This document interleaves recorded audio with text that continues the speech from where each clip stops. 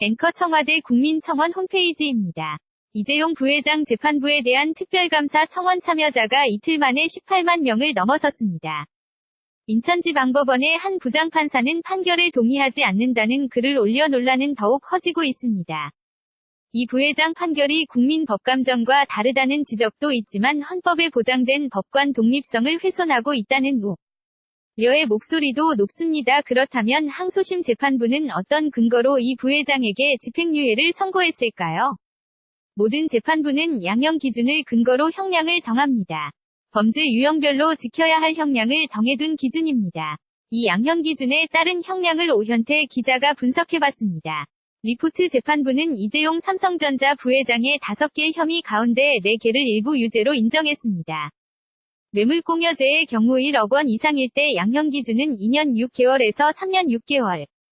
재판부는 이 부회장이 뇌물 요구에 수동적으로 응했다는 경요소를 적용해 2년에서 3년을 양형 기준으로 봤습니다. 횡령의 양형 기준은 2년에서 5년입니다. 감경요소까지 적용된 이 부회장의 양형 기준은 1년 6개월에서 3년이었습니다.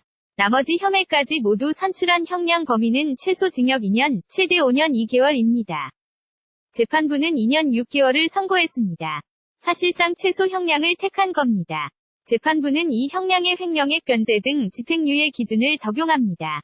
이 부회장은 마지막 공판이 진행된 지난해 12월 말 갑자기 횡령액 80억 원을 회사 측에 변제해 그 배경을 놓고 의문이 증폭되기도 했습니다.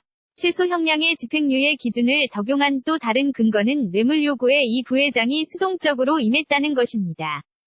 재판부는 삼성 측이 용역 계약을 서두른 것을 보면 박 전 대통령의 질책과 요구의 강도가 어땠는지 짐작할 수 있다고 밝혔습니다. 하지만 독대의 대화 기록이 없고 박 전 대통령은 질책 사실 자체를 부인하고 있어 상고심에서 또 다른 쟁점이 될 것으로 보입니다. KBS 뉴스 오현태입니다. 앵커 청와대 국민청원 홈페이지입니다.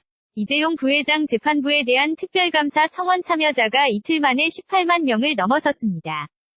인천지방법원의 한 부장판사는 판결에 동의하지 않는다는 글을 올려 논란은 더욱 커지고 있습니다. 이 부회장 판결이 국민 법감정과 다르다는 지적도 있지만 헌법에 보장된 법관 독립성을 훼손하고 있다는 우려의 목소리도 높습니다. 그렇다면 항소심 재판부는 어떤 근거로 이 부회장에게 집행유예를 선고했을까요?